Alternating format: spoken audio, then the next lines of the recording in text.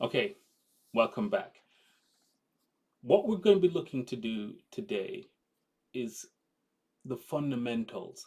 And when I say fundamentals, the most basic concepts of Visual Studio.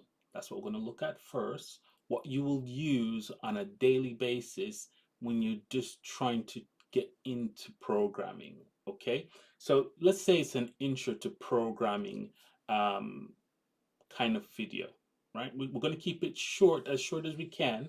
So I'm going to get into it. Right. So it looks like there's a lot of information to take in when you look at the screen here, but I can promise you it really isn't that complicated. So you have the ability here to look at file information, saving files, opening files, closing the solution, things like that. You don't necessarily need to go in here right now. The whole idea here is you have the default project, and we're going to be doing a lot of coding in this one file, right? So we're not going to be focusing for additional files for now. On this side, in my instance, I have here the project again, and I can see referencing, I can see the app config, and I can see the program CS. Again, we're primarily going to be focused for this file, which is program CS, but this is just another way if you had multiple files in here. So if I go ahead and right click and then say add, and I want to add a new file, there are multiple types of files that you can actually add to a solution. Now, it looks like a lot. You only need to focus for maybe one or two files on this list. So don't look on that like, oh my gosh, this is so much. No. For what we're doing, this is C sharp. And so what we're probably going to be focused for is maybe just another what we call a class file, which is a C sharp file. And you can notice here that it has the C sharp kind of icon every time it has something that relates to C sharp itself. So here it says class, and so I'm going to say test, right? And I'll go ahead and add that. And so it adds a class called test here, and it's saying it's internal. I could make that public. Don't worry what that means right now. It's just the whole idea here that we have the C sharp file here, and we have a class here. We don't know what a class is right now. Do not worry about the principle of that. I'm just demoing the idea that we can actually have additional files in the one project. So here at the top, I'm going to go ahead and right click on that file, and I'm going to say save because I've just made some changes. I can click on this one and go back. So if I was to close this and close this, now I have no files here in the studio, right? But I can come back over to my projects list and double click on programs, and it brings it right back. I can go ahead and click on test, and it brings it right back. So very easy to navigate, and over time as you're learning, you'll become a lot more comfortable with this. This is the first day um, looking at this, and so it's like, what is all of this? Anyways, so let's go ahead and close the test because we're not working with that at the moment. Now I'm going to giving you a high level idea as to, some of the buttons on the menu that are really important and extremely helpful for what you're going to do. So say for example, if you finish writing what you want in the scene. So say for example, I'm going to declare what we call a string. I'm going to say name, and I'm going to say David is the name, right? And now I want to print that out. So I'm going to say console, right line, and I'm going to say name. So the first thing I want to do is run this, but I'll demo what one of the issues is, and then we kind of work back how we would overcome that issue. So I'm going to press start here, and it started the app, but it didn't stop the app, right? And so it's like, well, how do I actually work with that? It's like that just happened so fast. I almost didn't know anything happened, right? And so the project started and ended, and that's not helpful for us. So one of the things we can do, and again, I've not, let's see, console reline, and I can go ahead and do that.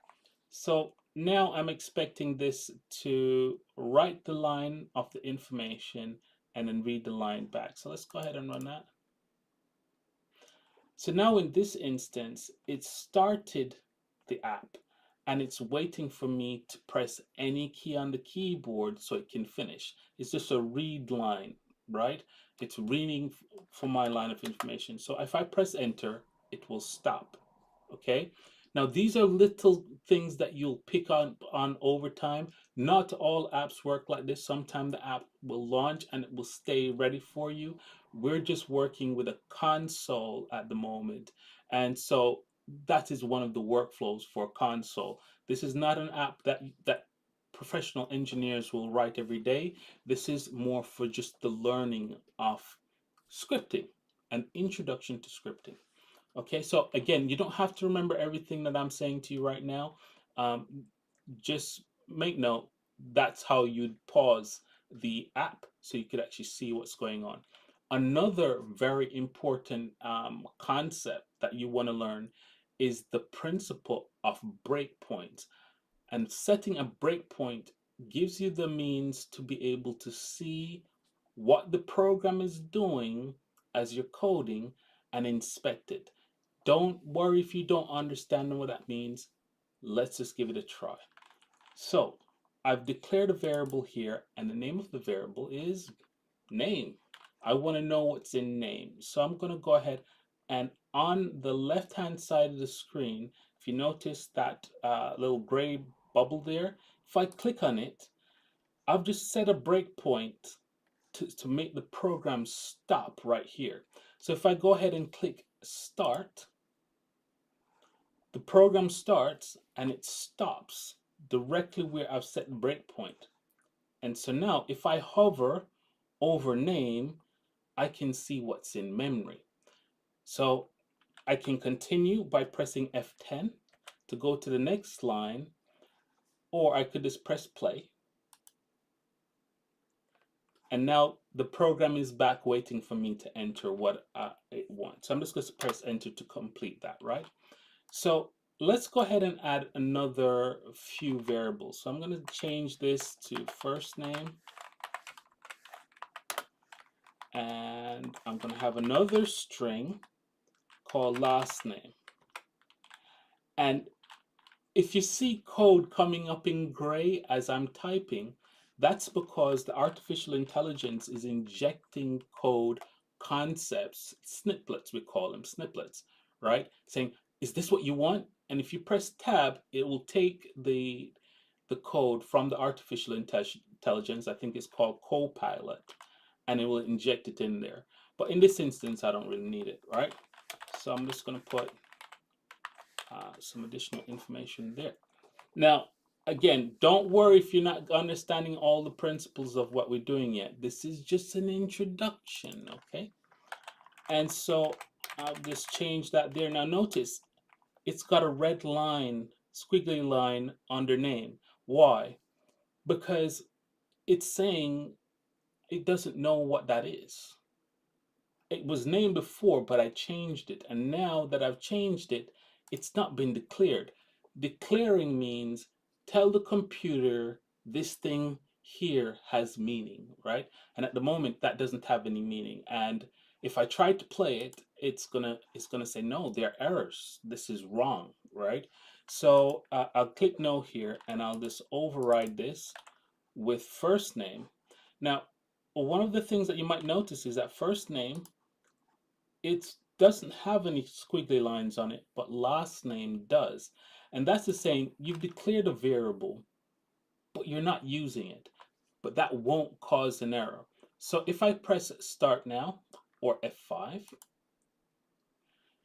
it's launched the app for us, and it's the variables are still there. So first name is there and last name is there with the information in there, right? and I can go ahead and print out first name. And if I play, there it is, first name. Okay, so I'm gonna go ahead and I'm gonna stop that. And let's make this a bit more interesting because I'm just typing my first name, but I have a first name and a last name. So what I could do here is I could do something like put an empty string here. So a string is just a representation of text information. It could be A to Z, it could be a character, it could be anything, right? We'll talk about numbers in another video, okay?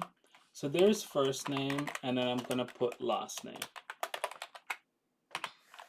Okay, so what I've done there is I said, write this information to the screen and format it in a way such that there's the first name, a space, and then the last name.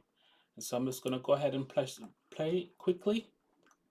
Again, that's by the button up here, and I'm removing the breakpoint by just clicking on it there, right? And so now there is the first and the last name. Let's make this even more interesting. So I'm now going to put a space here, and I'm going to say your name is. Okay, and I'm going to press that button. Your name is, and then the name. Okay, and I'm going to make this just a little bit more interesting just to kind of cut the video short. What I want here is I want the date. I want today's date. And so what I can do here is system dot datetime, and I want the date as of right now, and I'm just going to put toString. Now, high level information, if you want date and time information, you go to this specific library, and it has this property on there that will give us what the date information is of now. So if I go ahead and press the play, you have the date. It shows you the information there, and again, it's printing out the name. So that's a quick introduction to being able to launch Visual Studio, an introduction to some of the buttons and the menus and the files and how we work with the file information. So we're going to stop things there now and pick things up in the next video.